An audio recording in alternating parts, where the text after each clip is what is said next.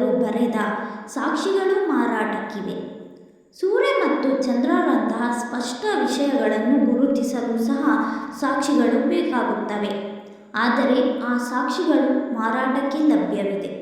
ಯಾವುದನ್ನಾದರೂ ತಾರಮಂಡಲ ಎಂದು ಗುರುತಿಸಲು ಸಾಕ್ಷಿಗಳು ಬೇಕು. ಆದರೆ ಆ ಸಾಕ್ಷಿಗಳು ಮಾರಾಟಕ್ಕಿವೆ.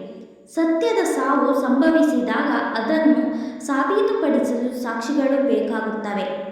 ಆದರೆ ಆ ಸಾಕ್ಷಿಗಳು ಮಾರಾಟಕ್ಕಿವೆ. ಅಂದರೆ ಸತ್ಯವನ್ನು ಸಾಬೀತುಪಡಿಸಲು ಬೇಕಾದ ಸಾಕ್ಷಿಗಳನ್ನು ಹಣಕ್ಕೆ ಕೊಂಡುಕೊಳ್ಳಬಹುದು. ಮಾನವೀಯತೆಯ ಸಾವನ್ನು ಗುರುತಿಸಲು ಬದುಕಿರುವವರ ಸಾಕ್ಷಿಗಳು ಬೇಕಾಗಿವೆ. ಆದರೆ ಆ ಸಾಕ್ಷಿಗಳೇ ಮಾರಾಟಕ್ಕಿವೆ ಎಂದು ಹೇಳುತ್ತದೆ. ಜೀವನದಲ್ಲಿ ನಿರಂತರವಾಗಿರುವ ಸಮಸ್ಯೆಗಳನ್ನು ಅಥವಾ ಕೊಲೆಗಾರರನ್ನು ಗುರುತಿಸಲು ನ್ಯಾಯಾಲಯದ ಸಾಕ್ಷಿ ಅಗತ್ಯವಿದೆ. ಆದರೆ ನ್ಯಾಯಾಲಯದ ಸಾಕ್ಷಿ ಸಹ ಮಾರಾಟಕ್ಕಿದೆ ಎಂದು ತಿಳಿಸುತ್ತದೆ.